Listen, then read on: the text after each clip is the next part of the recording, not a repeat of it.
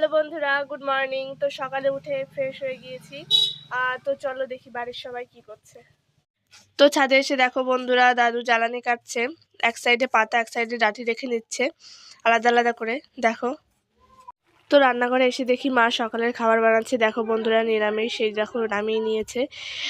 ওই দিকটায় দেখো শাক ভেজে নিচ্ছে, শাক ভাজছে। তো বন্ধুরা দেখো, স্নান করে চলে এসেছি। আমাকে দেখে দেখো অদ্রিকও বাইরে থেকে ঘরে চলে আসছে।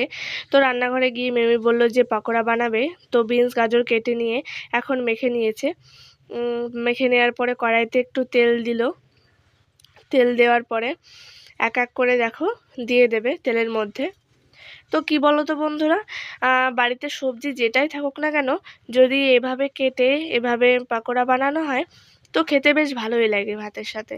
তো তোমরাও বাড়িতে বানিয়ে খাবে। তো দেখো বন্ধুরা, এবার এক এক করে উল্টে নেবে। উল্টে নেওয়ার পরে তো কমপ্লিট হয়ে গেছে। তো বন্ধুরা এখন বিকাল হয়ে গেছে, তো ছাদে চলে এসেছি। দেখো বন্ধুরা, আমার বোন একটা বেগুন গাছ থেকে বেগুন তুললো। তো আর একটা তোলার চেষ্টা করছে, কাটার জন্য ভয় পাচ্ছে, তো বেগুনটা তুলতে পারলো না ও। তো এদিকে চলে এসেছি। দেখো বন্ধুরা, দিদা একটা পেঁপে গাছ থেকে পেঁপে তুললো। তো চলো, এদিকে দেখো টবে কত চারা লাগিয়েছে, লঙ্কার চারা লাগিয়েছে, বেগুন গাছে বেগুন হয়েছে। তো বন্ধুরা দেখো, দিদা রাতের খাবারটা বানিয়ে নিচ্ছে। সবজি হচ্ছে আলুর।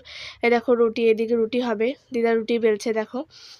তো রুটিটা হাতে নিয়ে এখন রুটিটা দিয়ে দিল। তো বন্ধুরা, এটা আজকের রাতের খাবার, রুটি সবজি। তো খেয়ে নিচ্ছি এখন।